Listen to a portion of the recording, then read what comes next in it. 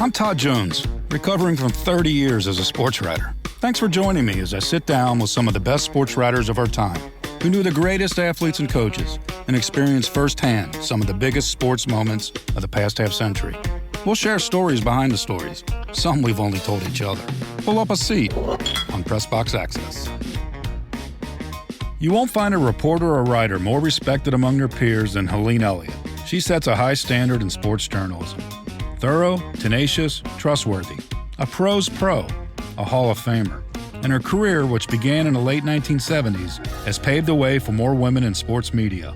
Helene, it's an honor to have you as a guest on Press Box Access. Thank you. Thanks for asking.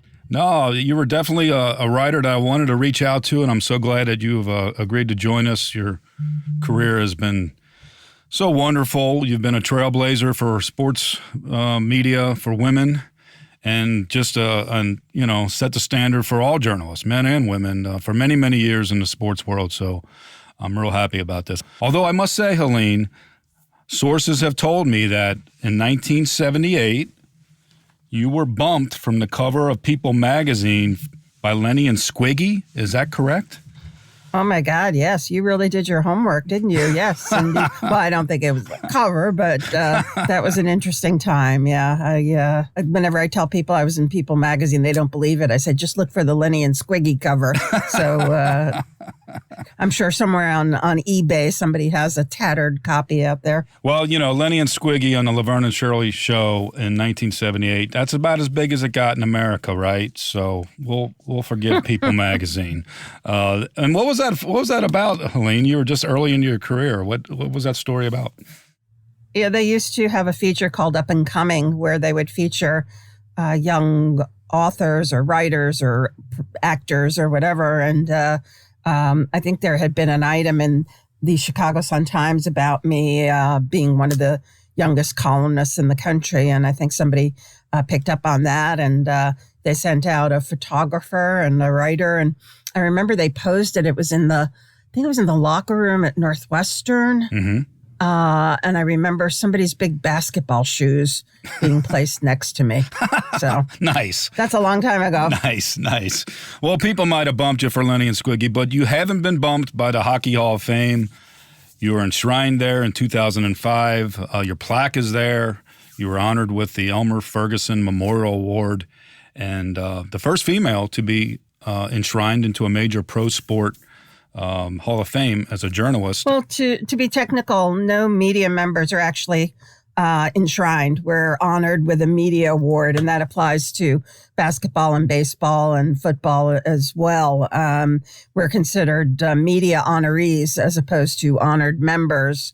But I always tell a story about how when I won the Elmer Ferguson Award, and one of the perks is you get a jacket, and they put a Hall of Fame emblem on it, and it's really a nice jacket.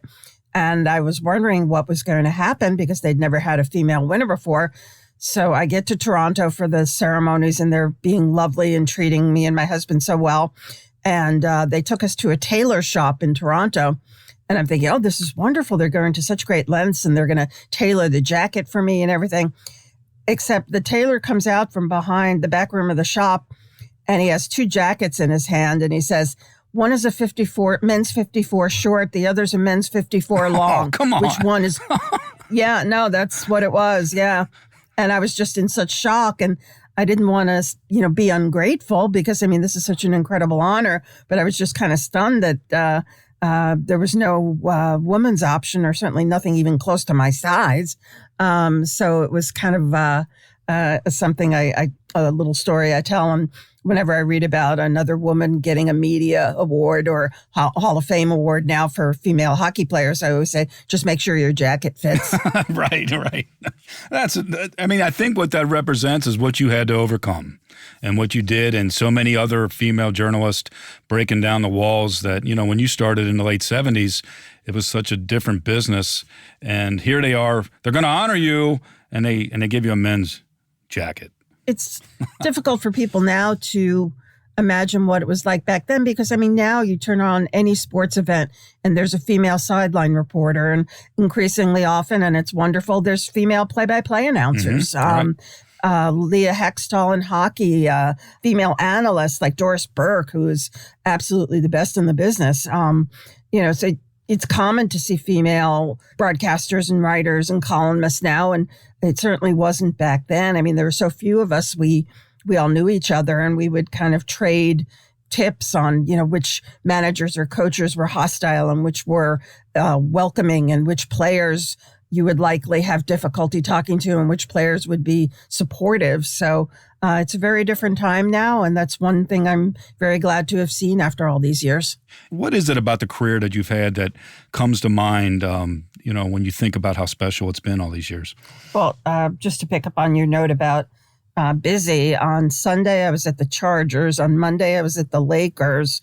On Tuesday, I went to the Kings practice. On Wednesday, I wrote a column about the fact that Staples Center is going to have a name change. And last night, I was at the Ducks. So that gives you an idea of the variety. What was that intro from A Wide World of Sports? The infinite variety of sports or whatever. But exactly. Certainly, I grew up in Brooklyn, in this tiny little far remote corner of Brooklyn. And, to have imagined then that I would have covered 17 Olympics and have been lucky enough to be at World Series and NBA Finals and Stanley Cup Finals and Super Bowls and all these other things is just incredible. I could not have fathomed it at that time, and I've been very lucky along the way. But it's and the thing is, people will often ask me, "What's your favorite sport?" Mm-hmm. Or what's your favorite event to cover? And my answer is always the one I'm covering at that time, because I think you have to approach it with a freshness, or else you're cheating yourself and you're cheating your readers. Mm-hmm. That's the great thing about sports, is that no two events are the same. Right. I mean, it could be the same two teams, but the outcome isn't going to be the same. The tone may not be the same. The style of play may not be the same. The weather conditions or whatever may not be the same. So it's never the same experience. There's always something different. There's always different motivation on the part of the athletes. So that's what keeps me doing this, is just, and I think it's a question we all have. You're sitting in your living room watching a game and you go, what was he thinking? Exactly. Well, after the game, I can ask him or her. Right. It's what are they thinking? What makes one athlete thrive under pressure and another one get nervous? What makes one athlete be a leader and another one a follower, or whatever else it is? I mean, there's just such an infinite variety of the human condition, for lack of a better term. It makes people tick, and being a journalist to a degree is a license to be nosy, mm-hmm. to ask questions that you really couldn't if you're in a social situation, and the answers you get are sometimes really mind blowing. Yeah, and you've covered so many great events. You mentioned 17 Olympics, World Cup, Super Bowl, NBA Finals, World Series, Wimbledon. We're going to talk a lot of hockey and Olympics. Let's start with hockey. When you came out into the business in 1977, and were you a hockey fan? Did you really enjoy that sport as a child in Brooklyn, or is it hockey something that just grew on you? No, I had a friend whose dad played semi-pro hockey. And one day he took me and his daughter and another friend of ours to a Rangers game. And I just was hooked immediately. I just couldn't believe that this sport existed, and I hadn't known about it. I grew up a baseball fan, and I love baseball and I love basketball. But after I saw my first hockey game, I went, wow, where has this been all my life? And I just loved it. The fact that these folks are so coordinated. I mean, I can barely walk without tripping over my own feet. And here these people are skating and doing all these incredible passing and shooting and everything they're doing while they're skating. I can't walk straight. So I was fascinated by the skill involved. And again, from where I grew up, I mean, places like Toronto and Montreal seemed so exotic and far away. Right. That was another part of the attraction as well. I used to have a little transistor radio, and I don't know how many of your listeners would remember what a transistor radio is, but I used to have this little transistor radio that I would listen to at night, and at night you could get all these stations from like Boston, and used to get stations in Canada, which I thought was just incredible. And used to get WMAQ Chicago, Clear Channel station, so strong, and KDKA Pittsburgh, and some of these other wonderful radio stations. And it just got me, dreaming about what else was out there in the world. And it was, hockey kind of set off that idea of all these wonderful places that I hoped I would visit someday. And I think when you think about the events and you think about hockey, there's the event that really transcends the sport because it brings in people who maybe weren't hockey fans or aren't hockey fans. But in 1980, obviously, the Miracle on Ice happened in the Olympics up at Lake Placid, New York, and you were one of the fortunate ones to actually be in that building that night. What was it like that night inside that little building? Well, the whole thing, I think you have to put in the context of this is the pre-internet days. This is cable TV days. This is when Lake Placid, which is a lovely little village in the Adirondack Mountains in New York State, was pretty remote. So being there, you had a hard time getting a sense of how big this was becoming. The one thing I remember is that as the team kept winning and personalities were developing, like Jack O'Callahan and Mark Pavlich and Jim Craig and all these things, all these people were becoming better known. Fans would send telegrams, and those telegrams were taped to the wall in the rink. Wow. I have a very clear memory of that. All these telegrams, and just the number of telegrams was absolutely astonishing. But, there were no cell phones then. You couldn't pick up a cell phone and, read a story on your phone and figure out what the impact was. I mean, this was kind of isolated. It was a little village. It was hard to realize what the impact was. Obviously, playing the Russians, given the political tensions of the time, the game took on aspects bigger than just a hockey game. It was held up as, our system versus their system, which obviously it wasn't, but that's the meaning that other people brought to it. And I just remember coming out of the arena and people dancing in the streets, and just the impact was so much bigger than any of us thought it could possibly have. I think at that point, people were looking for a reason to be happy. I think was that around the time of the gas lines and a time of political tension. Yeah, the Iranian hostage situation was going on. Exactly. Yeah. So, the U.S. image in the world was kind of not as shiny as it had been. And I think people were looking for a feel-good story. And this certainly was, these college kids, the coach who would set himself up as, the bad guy, capital T, capital B, capital G, the bad guy, Herb Brooks.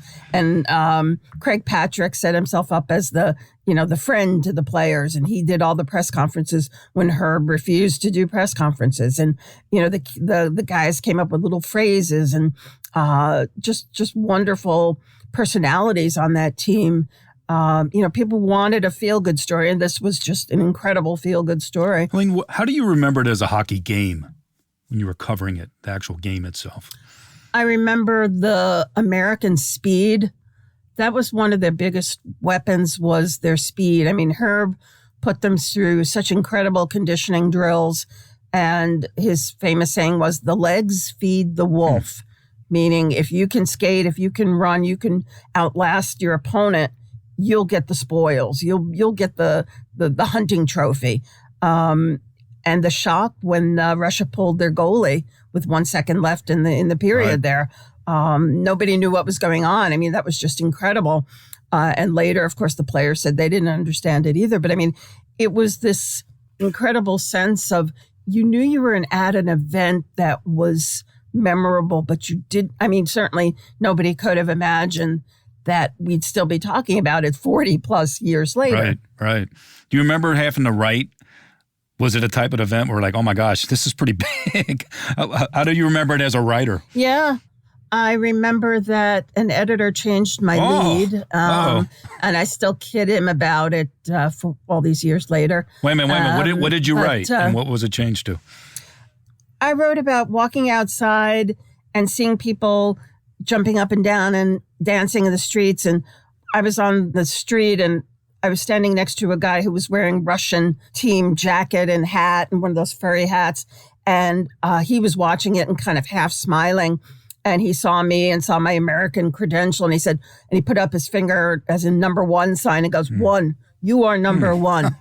And that I had that in my lead, and somebody changed that to going into the Olympics. Everyone said the Russians had the team and the U.S. had the dream. And I didn't like the lead, but hey. Well, the Miracle on Ice is something that, like you said, who would have thought 40 years later, and we're still talking about it, it transcended the actual sport of hockey. It brought in non-hockey fans. And when you think about it, the hockey player who transcended the sport and brought in non-hockey fans is Wayne Gretzky. And you had the fortune to cover him a lot. I wanted to ask you first about him as a player. I stood next to Gretzky. I'm 6'1". They list him at 6 foot. He's not 6 foot tall, right? No. How big is he? It's we always say hockey rosters. I say 6'1" Canadian, and then you convert it to U.S., which is less. But yeah, I mean, I think that's part of Gretzky's appeal was, you look at LeBron James, he's a basketball player. Right. You look at football players, beefy linemen, they're football players. Wayne Gretzky looked like any guy walking down the street. I mean, maybe thicker thighs because of the skating, but I mean, he looked human. He looked approachable. He was relatable in terms of his stature.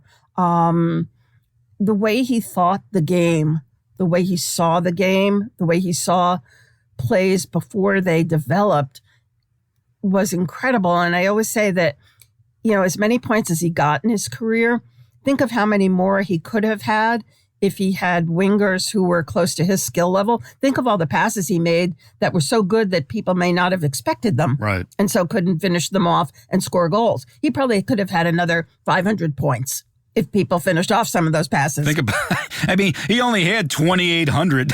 Yeah, only, yeah. I mean, come on. Yeah. I mean, his numbers are insane. I mean, 61 NHL records, 894 goals, 2,857 points. It's the type of thing when you look at it, it's almost hard to comprehend. What number jumps out to you the most about Gretzky when you think about his career? That if you subtract his goals and just his assists, he'd still be the leading scorer. Wow. It's a wonderful discussion and argument to get into, is comparing athletes from one era to the next, and which is, impossible to really do, but it's one of the things that makes sports fun is, you bring your favoritism or your knowledge or to an argument like that. But I mean, Gretzky just was like no one we had seen before in terms of, Bobby Orr comes closest in terms of just that incredible vision, that incredible ability to project what was going to happen. To know where to be, to know where to pass the puck. But when you think about that era, the speed of the game, the openness of the game, was Gretzky just part of making teams play that way, or was it just that was the era of hockey? I think that was part of the era of hockey. 8-6 scores, and I can remember Kings and Edmonton playoff games, 8-6 and 6-4 and those kind of scores. And now it's a 3-2 league, as Darryl Sutter famously said, and he's right. But I think one of the things is that people like Gretzky and the scorers are so rare. The people with natural goal-scoring talent are so rare that the NHL seems intent on, instead of making everybody catch up to that level, the NHL seems intent on dumbing it down. They allowed interference and hooking and holding because people couldn't possibly reach Gretzky's level. And the only way they could compete was by bringing Gretzky and great players down to a lower level. You look at the NHL and you go, you have this incredible talent. Let them use their talents. Get rid of the hooking and holding and interference and hacking and whacking. But that would mean that probably 200 players couldn't play in the league anymore. Why do you think that is, Helene? Why do you think hockey as a league, the NHL, why did they take that approach? Again, because there's just not as many talented people as there are average players. And no offense, please, to be an average NHL player is still infinitely much more talented than any garage league player, or I don't know if that's going to come out sounding right. But what I mean is that, there's so few extraordinary players Why not feature them and cater to them rather than allowing the lesser talented players to drag them down? Right. Why not encourage people to rise instead of dragging down the best players? And the coaching, why turning it into a street fight? And when you can use the talents of a guy like that, and players who have that ability. Again, they're few, but the sport could maybe go in the direction that the fans would like to see more of. Yeah, absolutely. I mean, I think there should be more rules that cater to scorers, that cater to freedom, to skating, to, again, encourage people to lift the level of the game rather than dragging the superstars down to the level of the average player. Well, Helene, you got to Los Angeles in 1989, and that was a year after Gretzky was traded there. Can you put into context what it meant for hockey, for sports, when Gretzky went to Los Angeles in 1988? Well, as you say, I wasn't in LA then, but I think that the NHL owes Wayne Gretzky a greater debt than it can ever pay. The reason we have a team in Anaheim, the reason there's a team in Arizona, the reason there's a team in San Jose is because of Wayne Gretzky and the interest he sparked in hockey. Again, as we said before, he gave the game a human face. He gave the game an appealing face, a relatable face. You look back at some of these old pictures and you see of hockey players and you see, all these stitches and square-jawed guys with black eyes and stitches and whatever.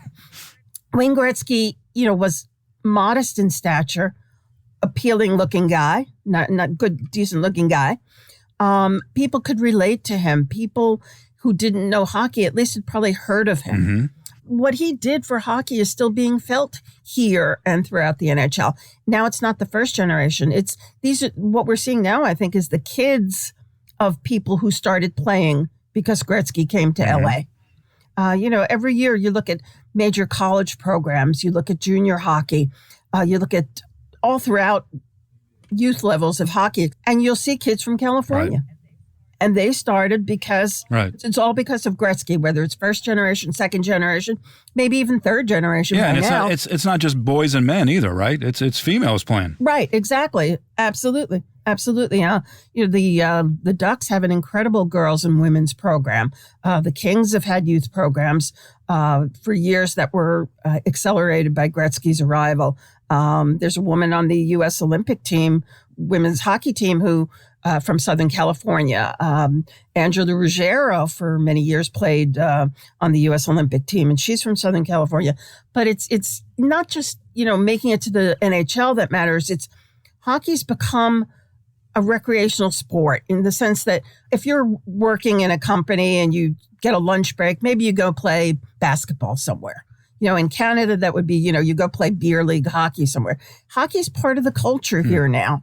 I'm not saying it's ever going to rise to the level of basketball or whatever, but it is an accepted part of the culture here. You can't build enough rinks for it here. I mean, the Ducks just opened a 4-rink facility in Irvine, which is a suburb south of Los Angeles. And I mean, that place is going 24 hours a day almost. It's incredible to see. They have a rink for world-class figure skaters. World figure skating champion Nathan Chen trains there. But there's always constant recreational hockey games there and youth league games there. Wayne Gretzky had an incredible impact on the NHL that I don't think many people realize the full extent of it. And I think it's not just because he was a once-in-a-lifetime player on the ice. It was because he embraced being an ambassador, right? Exactly. He always had time for autographs. He always had time to make an appearance somewhere. He always had time to shake a hand and make eye contact and to be relatable, to be interested. And there's a lot of things he did behind the scenes as well that he doesn't like to talk about, that and has told people to please not publicize, that things that he did in the community or for individual players. He made himself part of the community And I think he was embraced here and certainly everywhere else. Do you have behind-the-scenes moments that stick out in your mind about covering him? Maybe it's something how he related to other players or something off the ice or just him as a human, I guess, not just a hockey player. Well, this one of my favorite memories does involve hockey, but it was the Islanders and Edmonton Oilers played in the Stanley Cup Finals in 1983. 81, 2, the fourth, Islanders' fourth straight cup. Back when Bill Smith was the goaltender. Oh, boy. It was Bill Smith who said that he was a constant critic of Gretzky. He was just, you have to take him by the hand and introduce him to his own goaltender and all this kind of stuff. But if I recall correctly, Billy Smith won the Conn Smythe Award as the playoff MVP. And we were standing next to this. I remember standing backstage behind this, next to a platform where Bill Smith was getting the award, or Bill Smith was speaking, doing an interview. And Gretzky walked up and was waiting his turn at the podium. Here I am standing next to Wayne Gretzky. He's just, lost this game and, lost a chance at the cup and everything. He's standing there waiting his turn. Billy Smith comes down off the podium and starts walking past. And Gretzky stuck his hand out to shake his hand, shake Smith's hand. And Smith hesitated, but then he shook it. And I always thought that was really incredible of Gretzky to do that, particularly because, again, Smith is somebody who wasted no opportunity to make fun of Gretzky and to demean Gretzky and criticize him. And here Gretzky was being the guy to extend the olive branch. I think that's the kind of moment that does show the genuineness of when a person is playing an ambassador role, you're always sitting there wondering, is he doing this for other reasons? But it just seems like Gretzky was just a genuinely decent guy. Absolutely. He never forgot his roots. He always had a sense of responsibility. He wasn't just in LA to play hockey. He was there to promote the game, to grow the game. And he took that seriously. But he didn't like to fly, though, right? That is correct. I have another story on that as well. Okay, all right. Here we go. My memory is a little faulty here, but the year that the Bruins and Oilers played the Stanley Cup Final, it's and 88, the game 88. in Boston Garden, the power went out in Boston Garden, and the game had to be suspended. The Bruins had just tied the game on a power play, if I recall correctly, and the power went out. And Boston Garden in those days, what a dump. Garden didn't have air conditioning. Right, what a dump. Oh, man, that place was, and, the lights go out and you hear the scurrying at your feet and, there's rats running around at your feet, which is another pleasant experience. But the game had to be suspended, even though everybody in the world knew Edmonton was going to win the game and win the cup. But we had to fly back to Edmonton. And in those days, the league ran charter airplane flights. And media were allowed to buy tickets on the charter because it was just more efficient and to get back and forth. I mean, you can't go nonstop Boston to Edmonton. So it worked out. And I remember being on the plane and sitting in my seat. And before the flight took off, Wayne was walking up and down the aisle. He was very nervous. In fact, he used to be so nervous that he would go up to the cockpit. He would have to talk to the pilots before the flight took off. But wait a minute. He was asking questions like, do you know how to do your job? I was looking for reassurance, basically, yeah. And I remember he just had this look of just such anxiety on his face. So as he walked by me, I remembered asking him a question. I don't even remember what I said, but just to I figured if he got involved in a conversation, maybe he'd forget his anxiety and maybe he'd feel a little bit more comfortable. I don't remember what I said, but he stopped and we started chatting and we kept chatting. And as, the longer he's standing there, other writers started leaving their seats and coming over and joining this group. And I remember looking around at one point, there was a group of probably 15 or 20 writers just standing around and he's chatting. Nobody's recording. Nobody's taking notes. It's just Wayne Gretzky talking hockey. Wow. And he completely forgot the anxiety and then to be nervous about flying. And I always remember that as just a moment of just pure Wayne Gretzky. He just was standing there. We're talking hockey, and who better to talk hockey with than Wayne Gretzky, for God's sake? Exactly, right? I mean, if you're going to chit-chat about hockey, hey, you got the great one right there on the flight with you. Mm-hmm. Coming up on 5 Minute News, I'm Anthony Davis. You might think it's partisan because maybe it's critical of one side or the other, but it's not. It's just the truth. And I think that's also something that's kind of unusual for Americans listening to the radio or to podcasts, because the news landscape in the States has been so partisan for so many decades. So 5-Minute News is verified, truthful, independent, unbiased, and essential world news daily.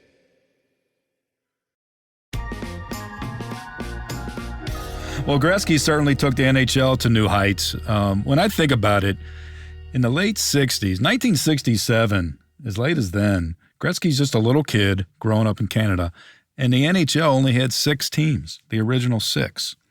And you think about it now, it has like 32 teams, and it's everywhere. Like you said, even in sunny California, you know, the rinks are just full all the time with kids playing hockey. And I think one of the things that's been interesting about your own career, you know, when you were covering a lot of hockey starting back in the 80s even, seeing it grow, you have seen the sport mushroom into this. What have you enjoyed about being a hockey writer?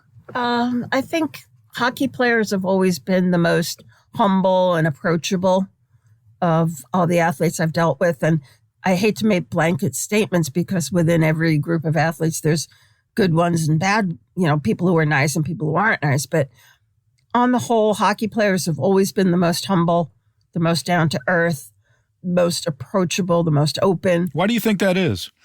I've always theorized that because so many of them were from Canada and everybody in Canada seems to be so nice. But I think it's the team ethic. And, you know, you can say that the team ethic is what makes hockey wonderful, but it's also something that I think has held the sport back, held the NHL back because, you know, you look at the NBA is built on personalities. Right. And that's great. It's like pro wrestling that way, right? You got good guys, bad guys, marketed. Yeah, absolutely. You say LeBron and people know who you're talking about. You say Kyrie, you say, you know, whatever name that you put out there, people know who you mean because it's built around the personalities. Hockey, the players seem much more comfortable as a unit rather than being singled out. And that's wonderful. It's, you know, the relative lack of egos is just wonderful. It's admirable. But it also, I think, holds the sport back in terms of promotion.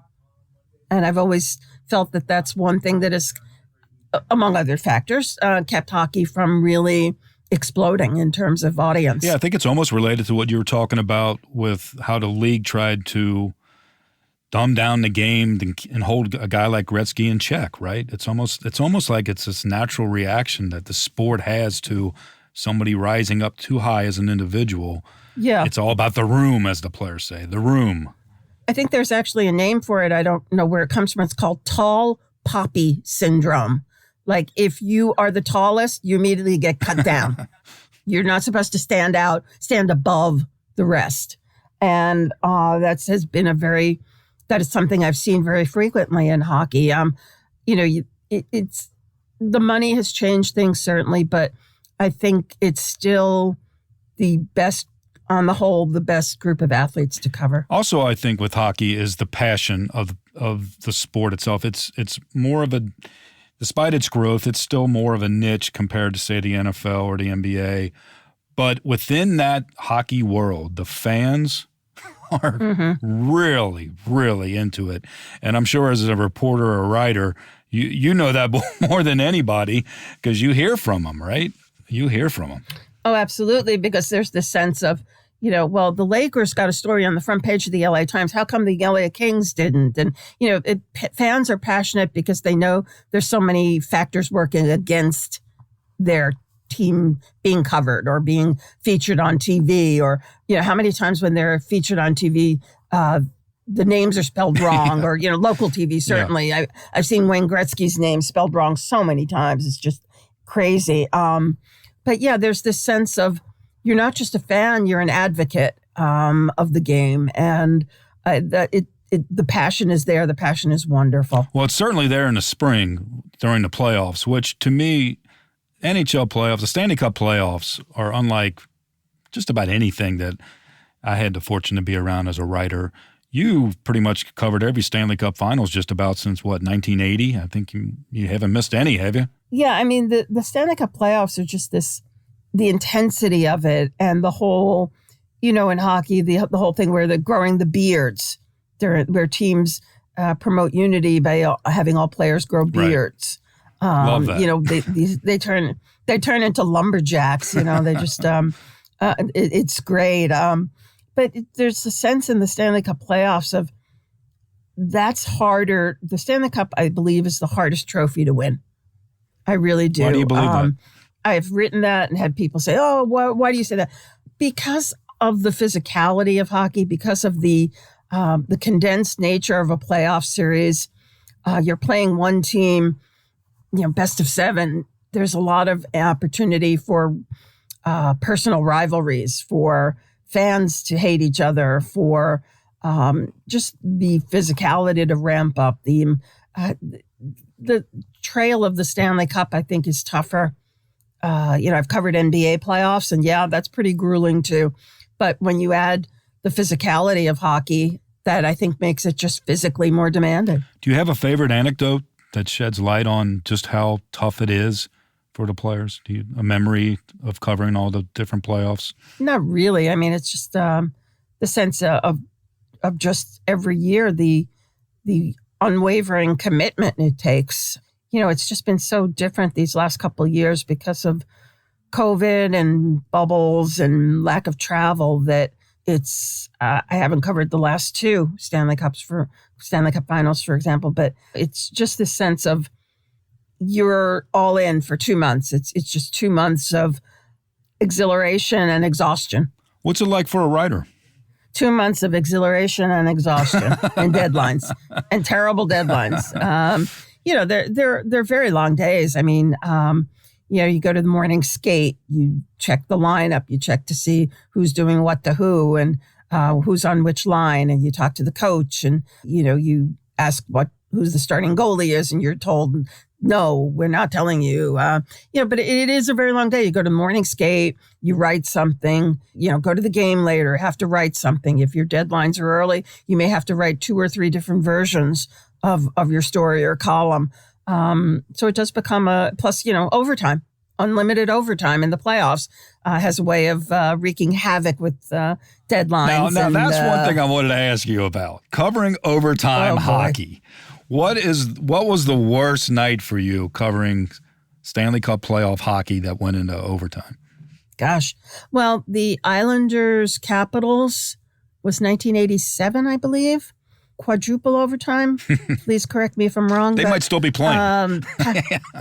It ended at 1:57 in the morning, and the shots on goal were 75-57. I'll always remember that. But yeah, I mean, at 75 shots. The goalie 75-57. The goaltender had to look like Bonnie Kelly and Clyde's car. I mean, come on. Kelly Rudy was one, and I want to say Bob Mason was the other.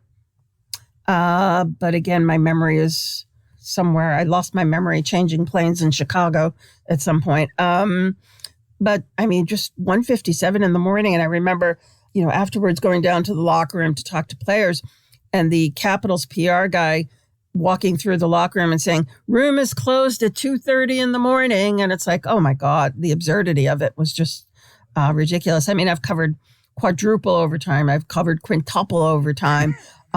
You as a writer, you're not rooting, but you're on edge because as soon as something happens, you have to send a story. Right. You have to make sure you're getting it all right, update the statistics, provide context, and then go downstairs to do interviews. So it's just a jumble, and it's a lot of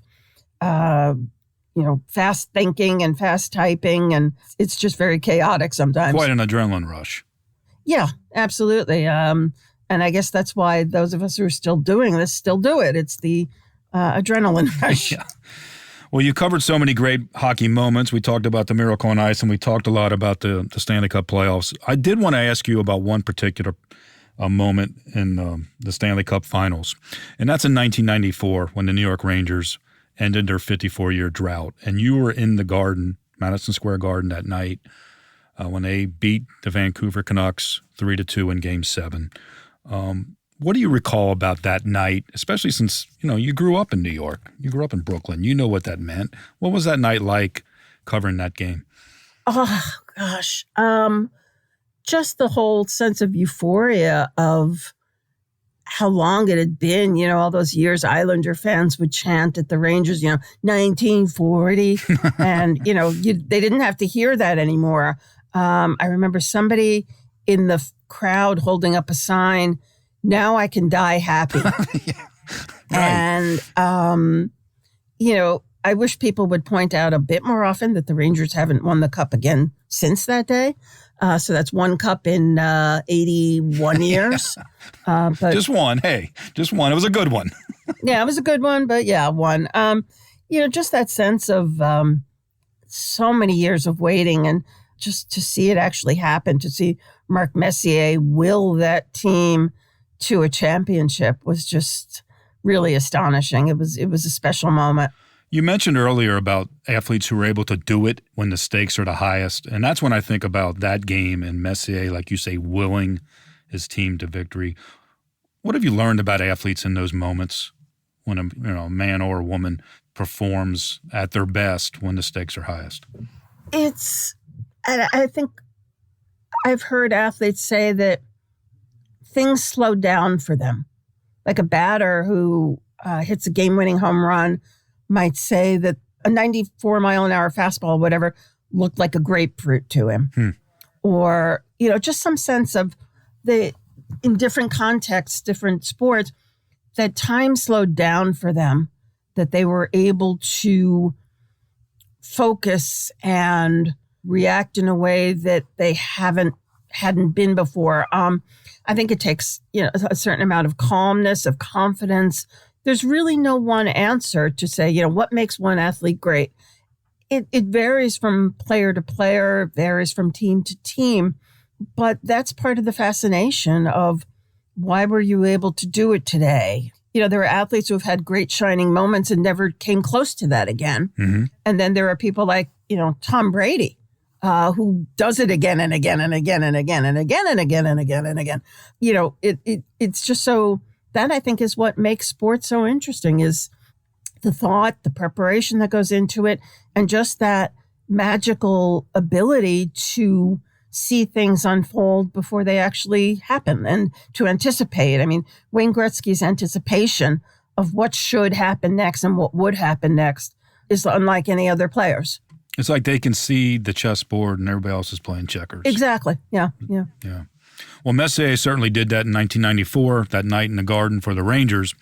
I wanted to ask you about something about 7 years prior to that. Now, I don't think you were there, but on February 4th, 1987, the Maple Leafs owner, Harold Ballard, he wouldn't allow the media into the locker room. And the reason he did that is because the NHL decreed that he must give equal access to females. And I wanted to ask you about this topic because, again, you started in the late 70s, and there were just not many women in sports media at the time. And I was curious about your approach when you first started and the determination that you had to prove yourself. How did you handle that, and what was it like for you at the start of your career? Well, as I mentioned earlier, there were so few female sportswriters that we all used to trade information as to which locker room was a good place, where players would be nice to us and which ones weren't. I think the thing that was maddening was that it was kind of a patchwork of rules. There was no one set rule from the major sports leagues. So, within the NHL, you'd get teams that would allow you in and teams that wouldn't. I remember being at the Sun-Times and covering a college football game at Notre Dame. And obviously I wasn't allowed in. I was supposed to wait for the sports information director to bring players out. And quite often that didn't happen.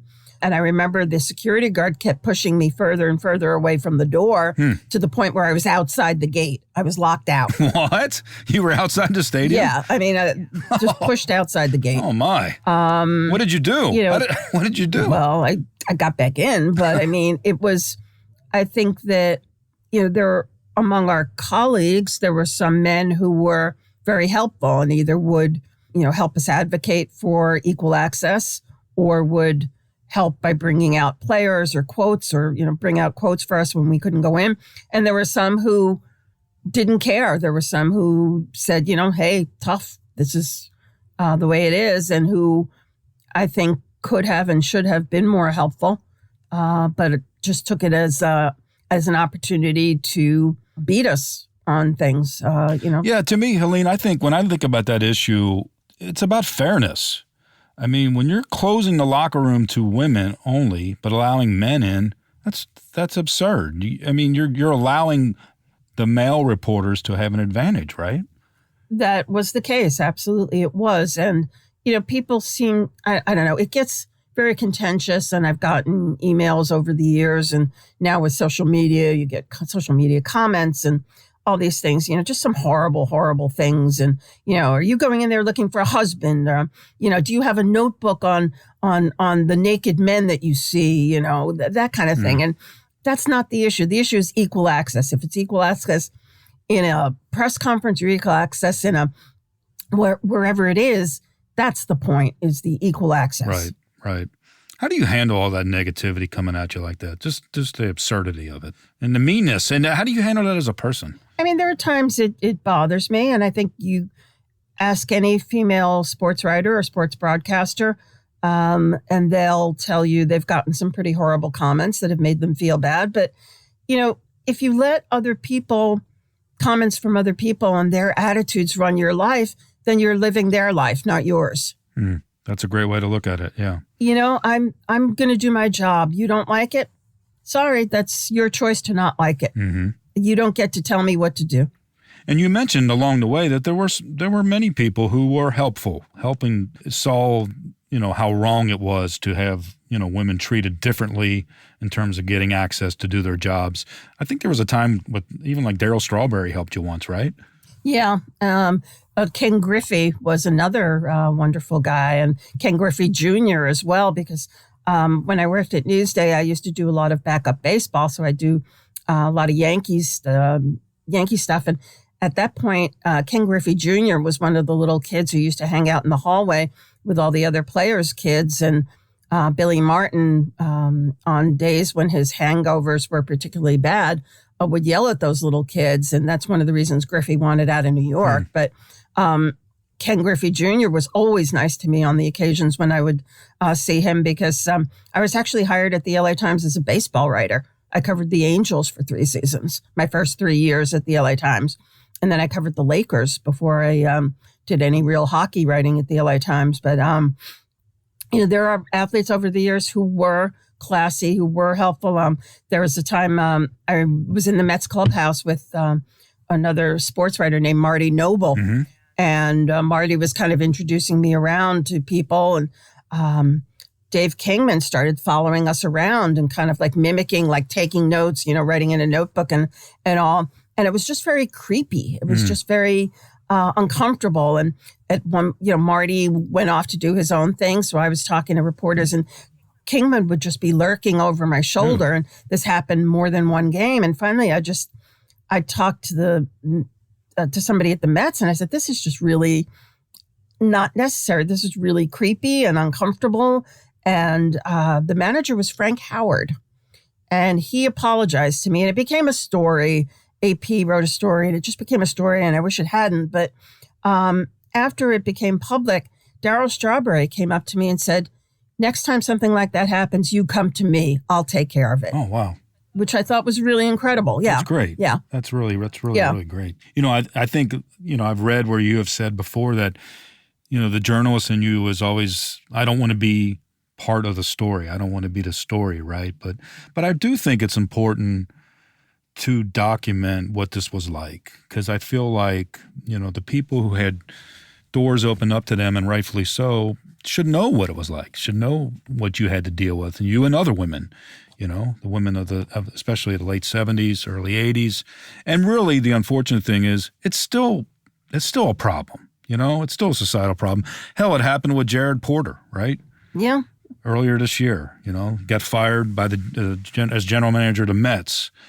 And, you wrote a really moving column about that, and I encourage people to read that particular column because I think it humanizes the reporter and what they're dealing with. Why did you feel it was important in that column to really specify some of the things that you had to deal with? As on the whole, sports writers have what other people perceive to be a dream job. Mm-hmm. And in many ways it is. Absolutely it is. I've seen sports events I never dreamt I'd see. I've been to places around the world I never imagined I'd get to visit. And I think on the whole, people don't want to know about the problems we have. I know on planes, you talk to the person next to you, or used to, in pre-COVID days, and they said, "What do you do?" "I do this." "Oh, what do you do?" I'm a sports writer." "Oh, wow, you are so lucky. And, you get to see the Lakers play." Yeah, but there is some work involved. They don't want to hear that part of it. And I've always just kind of, taken the position of, I don't want to spoil somebody else's dream. They don't need to know what goes into the sausage. And I'll just say, yeah, it's been a wonderful experience. But I think it's also important for people to know that there are still difficulties in the workplace. There are still people like Jared Porter. There are still situations where women are afraid to report misbehavior because they're told, or they have reason to believe, that reporting it would mean they're labeled a troublemaker. They're labeled a problem, not a team player, because a person in power has control over their job or their future. Power corrupts in many cases. And it's about power. It's about Jared Porter exercising his power over people, or other executives exercising their power over people to frighten them or coerce them into doing things that they don't want to do. It's still out there. And I think, sadly, it's part of human nature. It'll never disappear. That idea that you can use power to have a hold on other people. But I think it's worth talking about in the sense of, you don't have to put up with that anymore. You should not have to put up with that. And the important thing is to change the attitude of somebody who reports it is not a troublemaker. Exactly. Somebody who reports it, who has been victimized, is not a troublemaker. They're not somebody who should be labeled as, "Oh, she's not a team player." This is a human being whose rights to a calm, respectful workplace are being violated. Do you take a lot of pride in knowing that you were part of a wave of female reporters in sports media that did make a difference in regards to this? I mean, I think that the attitudes in society were changing at the time as well. If I played a small part, and I want to mention also that there were some women before me, Laurie Mifflin at the New York Daily News, Mary Flannery in Philadelphia, Joan Ryan, there were Robin Herman, Jane Gross, were all writing a little bit ahead of when I was there. But, if I played any small part in it, I'm happy that people might think that. But I don't know how many women out there today know what it used to be like or care what it used to be like. Sometimes I wonder if I've had any impact at all. And other times I'll hear from readers who say, such and such a column really meant something to me. I mean, like the column you mentioned a few moments ago about harassment. I wrote about harassment I had experienced as a young reporter, and the fact that I did not really know how to handle it. And I mean, I heard from other women saying, "Yes, I know exactly what you mean." And a number of them shared their stories of what had happened to them. And some of it was absolutely horrific. Absolutely horrible, horrible stuff about how people in power took advantage of them, treated them terribly, coerced them, terrorized them at work. It's just awful, awful stuff. So when you hear from people who say, that story, I identified with that, or people who say, I've been reading you, I felt like I was there. When I read your column, I felt like I was there. That to me is the ultimate compliment. And that's why I keep doing this, to hear things like that. Well, it's amazing that you're still just doing it at such a high level with such great passion for it, the energy, like you said, keeping it fresh, the unknown of the daily sports world. What's going to happen? Who's going to win this game? What's going to make that trade? Has it really been a dream job when you think about it? Absolutely. I mean, again, here I am, this kid from such a far corner of Brooklyn that it hasn't been gentrified. And here I am all over the world, 17 Olympics, World Cup soccer, Stanley Cup Finals, NBA Finals, World Series. I mean, it's just stuff I could never have dared to dream of. And absolutely, it's been an amazing experience. Well, Helene, I really do appreciate you joining us. You've made a real difference in sports media. I know your peers all agree with me on that. And I just want to say thank you again for joining us. Well, thank you. You read it just like I wrote it. Checks in the mail, Helene. Thanks for listening to Press Box Access. If you enjoyed this episode, please be sure to subscribe and follow us on Apple Podcasts or on your favorite podcast app. We'd love for you to review us. 5 stars would be nice. Follow us on social media. Drop us an email at pressboxaccess.com. And be sure to spread the word. Everyone is welcomed here. This has been a production of Evergreen Podcast. A special thank you to executive producers Michael D'Aloia and Gerardo Orlando, producer Bill Huffman, and our audio engineer Dave Douglas. I'm your host, Todd Jones. It's closing time. Rock on.